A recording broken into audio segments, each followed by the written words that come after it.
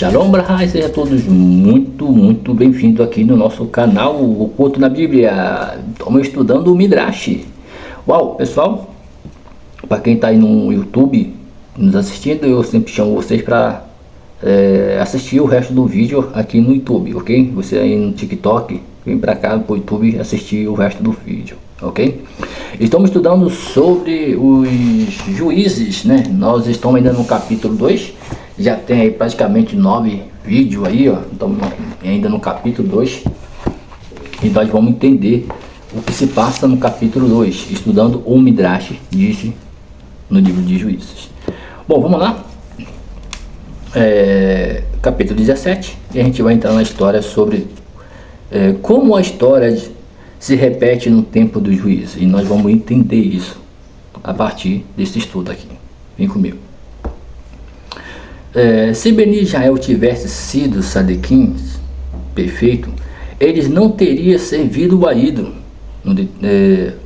no tempo dos Sofetim, né, no tempo dos juízes. É verdade que os cananim que permaneceram na terra serviu a ídolo, mas os judeus poderiam ter superado o seu Sarará para que se curvasse, né, aos deuses. E se tivesse se esforçado mais, Hashem se eles tivessem esforçado mais ainda, né, pessoal? Só que não se esforçou. Hashem o testou e eles conseguiram ter diferença de seus vizinhos. Não, ok? Hashem vai testar ele e eles conseguiram ser diferentes dos seus vizinhos. Não conseguiram. Sim ou não? Mas vamos ver aqui. Infelizmente, Beni Israel falhou no teste, né? Eles também começaram a servir a ídolos como os seus vizinhos. Portanto, Hashem trouxe sobre os judeus os castigos que eles haviam predito na Torá. As nações que viviam ao redor de Eretz Israel, de Eretz Canaã, os atacaram. Os judeus tentavam se defender, mas falhavam. As nações que os atacou se tornou dominante sobre os Beni Israel, e os judeus tinham que servir e pagar impostos. Eles tiveram que obedecer a todas as ordens dos conquistadores. Beni Israel Beni Israel sofreram e clamaram a Hashem, e ele enviou um juiz para ajudá-lo durante o período do juiz. Os judeus melhoravam, né, os seus caminhos. Às vezes eles faziam de chuva e paravam de servir a ídolo. Às vezes a de chuva era apenas superficial. O juiz iria à guerra contra as nações que governavam Beni Israel. Hashem o ajudaria a vencê-lo. E quando o juiz viveu, Beni Israel normalmente ficava longe de adoração de ídolo. Mas depois que ele morre, eles eram novamente atraídos pelo modo de viver dos cananeus. Hashem mais uma vez punia Beni Israel e uma nação vizinha os atacava. Você já sabe a continuação dessa história. Mesmo antes de Beni Israel clamava para Hashem, ele enviava um juiz. Mas depois da sua morte, mesma coisa. O Sofetim, que é o livro de Juiz, é uma repetição de muitos ciclos dessas histórias. E a mesma coisa acontecia de novo e de novo.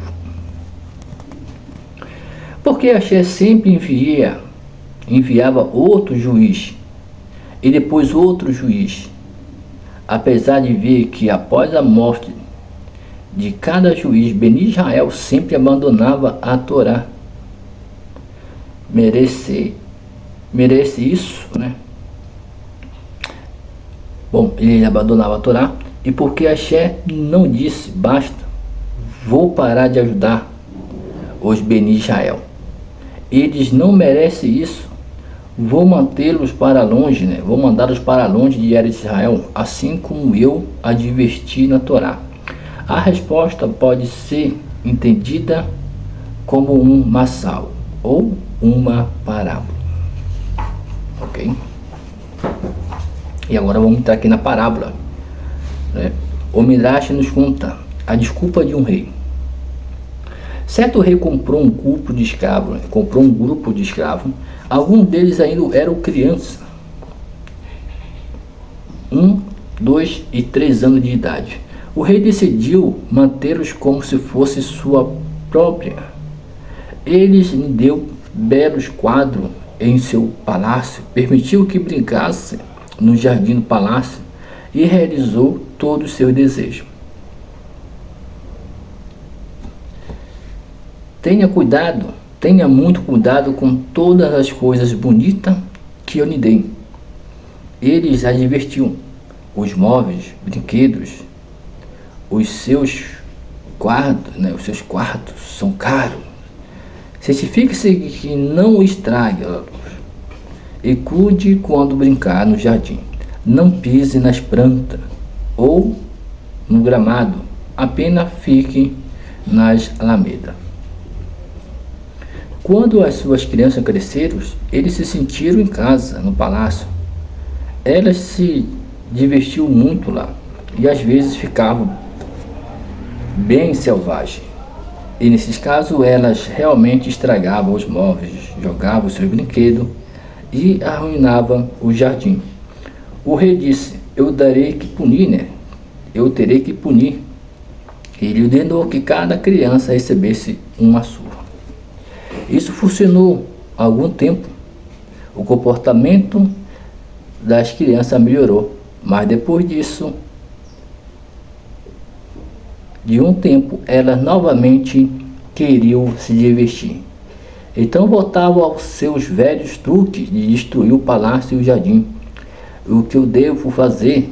Suspirou o rei. Afinal, elas são apenas crianças. Ele ordenou que fossem chicotadas mais uma vez, assim como antes. Então logo o castigo cessou e as crianças se comportou mal novamente. Mais uma vez o rei repetiu o castigo e ele nunca perdeu a paciência. Ele nunca as jogava fora do seu palácio. Ele sempre os desculpava, dizendo: isso é normal de criança. Darei outra chance a elas. A chave para a parábola. Hashem advertiu Ben Israel na Torá: se vocês servirem a ídolo, eu os mandarei embora rapidamente de Israel. Na verdade, Hashem foi muito paciente com Ben Israel. Ele esperou mais de 500 anos antes de punir. Na época dos juízes, eles continuavam justificando. Eles ainda são uma nação jovem. Terei paciência com eles, assim como o pai tem paciência com os seus filhos. Essa é a chave dessa parábola. Bom, pessoal, o que nós possamos entender aqui sobre essa passagem rapidamente dessa parábola, os castigos que Deus mandava para o Ben Israel, ok? Essas histórias sempre vai se repetir, a gente vai ver aí, a gente vai entrar agora no capítulo 3, ok? E a gente vai ver como as coisas vão, né, mudar, né? Então Deus dá aí uma noção para nós como era o pensamento de Deus sobre Ben Israel. Ben Israel errava, Deus punia, deixava aquela punição por algum tempo, até que Ben Israel não suportasse mais e ele pediu ajuda a Deus. Isso para a gente ver que toda vez que ele vai pedir ajuda, eles nunca conseguem expulsar as nações, né? Depois de algum tempo, aquela nação volta novamente a enfrentar a Israel. E isso vai durar um período de 500 anos, né? Se a gente for juntar aí todos os períodos dos juízes, né? de Otiniel, né? Até o último juiz. Nós não vai contar nem a história de Saul, né? Que já é um rei. Isso vai levar mais de 500 anos, ok? Para nós entender. Bom, pessoal, foi um prazer estar aqui com vocês. Muito obrigado nesse estudo rápido. Bom, e no próximo vídeo a gente vai falar sobre o primeiro juiz, ok? Que é Otiniel, ok? Então nós vamos falar a respeito deste juiz e nós vamos entrar na história dos juízes. Até a próxima, pessoal. Tudo de bom, muito obrigado. Shalom Brahá. Tudo de bom.